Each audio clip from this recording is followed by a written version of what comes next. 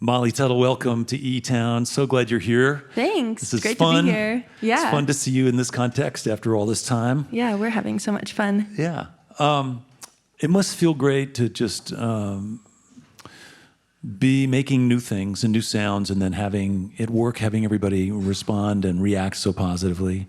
It is fun. Yeah, with the last album, I definitely went in a new direction. Yeah. And yeah, it's just fun to not feel boundaries with my music and creativity. It's really exciting. Did that begin? I know because your life, as you mentioned, with your dad being so deeply entrenched in the bluegrass world, and that being the music you grew up with. Did that begin when you went to Berkeley? When you went to Boston? Was that sort of because I know you were exposed to Swedish music and all kinds of other Yes. things?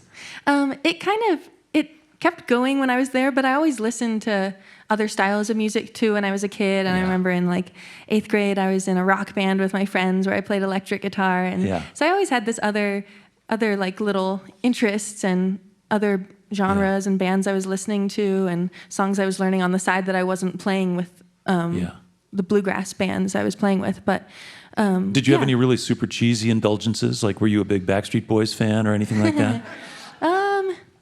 I did like Justin Bieber and I think Backstreet Boys. I remember that from when I was in grade school. It was a little bit before my time, but I was more of an NSYNC kid. NSYNC, okay. It's so funny. Well, yeah, I should. It is great that you're adding these new sounds and these new instruments, these new feels, but it's not new and it doesn't feel odd at all. It feels like a perfectly natural extension of what you've been up to. Thank you.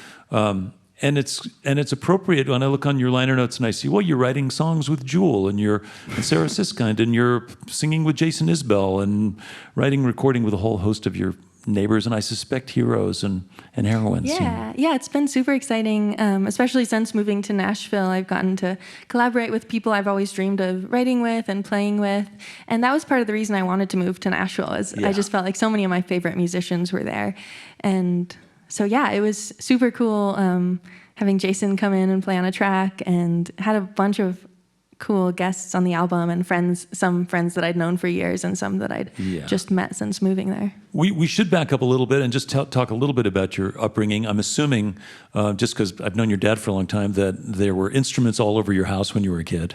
There were, yeah. Our couches were always like full of instruments. You couldn't really sit on any of them unless you were holding an instrument. So that's a good motivation. Yeah, and I try to keep that spirit now wherever I live, just have them lying around so you're more likely to pick one up. But yeah, it was definitely an inspiring house to grow up in. And were you 6 or 7 or 8 or when you started playing guitar? I started guitar when I was 8. 8, yeah. And you have siblings who play?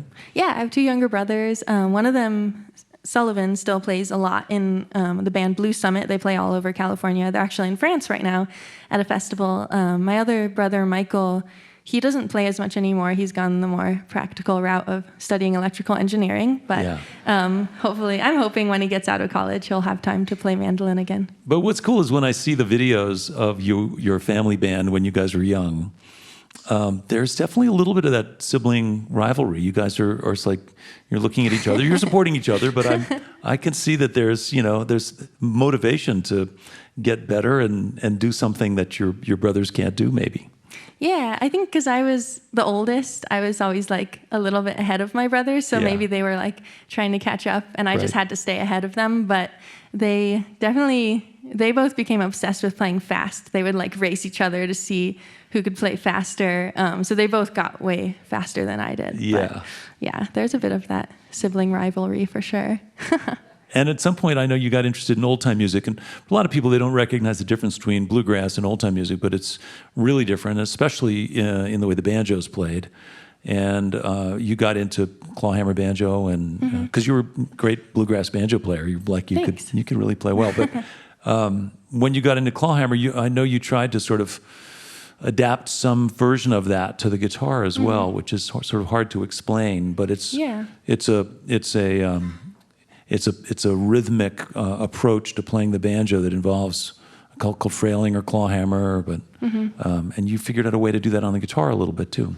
Yeah, I started on clawhammer banjo, and then I was at a music camp that I was teaching at. It was one of the first camps I ever taught at when I was a teenager, and there was this guy, Michael Stadler, who was teaching a class on clawhammer guitar, and I just randomly went to it in one of my off periods, and he showed me this tuning you can use that's like a banjo tuning, basically, and he showed me a simple melody using clawhammer on the guitar, and I thought that was really cool. So I went home and worked on it a bunch and kind of figured out these different rhythms to do on the guitar that I liked a little better than on the banjo, more syncopated stuff, and just playing a little more aggressively on the guitar than you do on the banjo. Can you show us a little tiny piece of that? Because I know I heard you years ago playing in a tent somewhere in Oakland, I think. But yeah, I remember that. Yeah.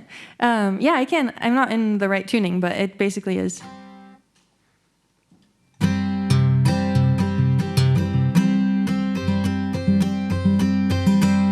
It sounds cooler when I'm actually in the tuning, but yeah.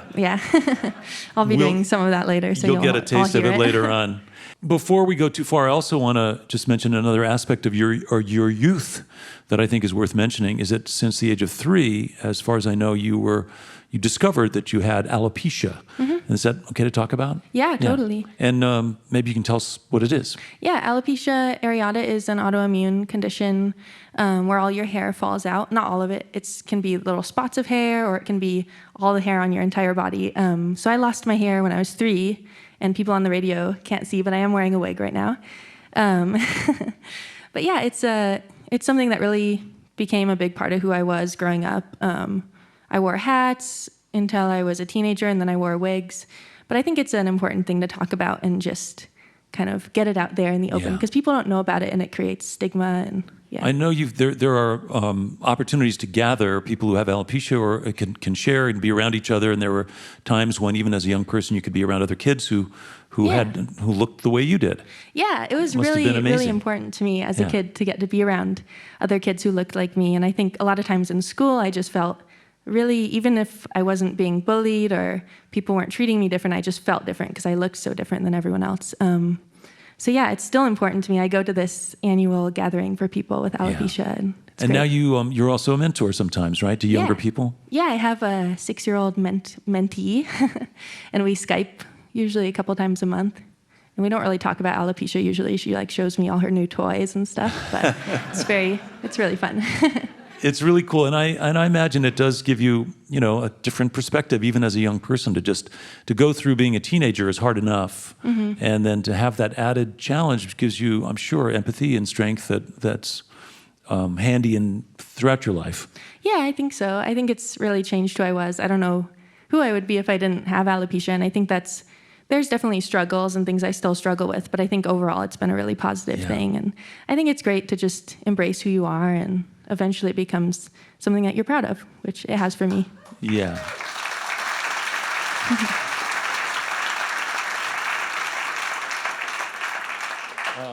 You wrote something really beautiful on your website, and if you don't mind, I'm just going to quote it. You said, "Having alopecia has taught me that there's nothing normal about everyone being the same. Humans are beautifully diverse. We all have work to do to make our world a safer and more welcoming place for everyone, regardless of appearance, race, age, sexuality, gender identity, disability, or anything else that makes us human."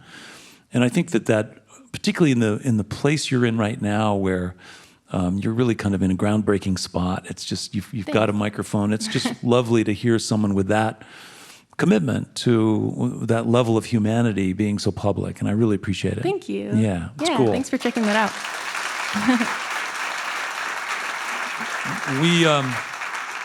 We have a lot more music to get to. I know that there's a lot of melancholy and longing in the songwriting on your new record, and we all hope that your life is actually better than most of your songs make you sound. Thank you. Yeah, I'd say so. Okay, good. Sometimes you have to just add a little drama to the songs, but I think most of them are pretty personal, and maybe it's the stuff that is kind of going on, and you don't always talk about it, but then you sit down and write a song and feel better. So it's nice. Yeah. That's cool. And I just want to acknowledge, I watched you win your first IBMA Guitar Player of the Year award, unseating reigning champ and my Hot Rise bandmate Brian Sutton, and we were all so happy for you. It was amazing. It was a great accomplishment. Thanks. Yeah, well deserved. So cool. Well, you've been on this journey for a long time, Molly. I just am super happy that you're able to be here. We get to hear some more music. Yeah, thanks for having me. All right. Well, welcome back, if you would, along with your band, Molly Tuttle.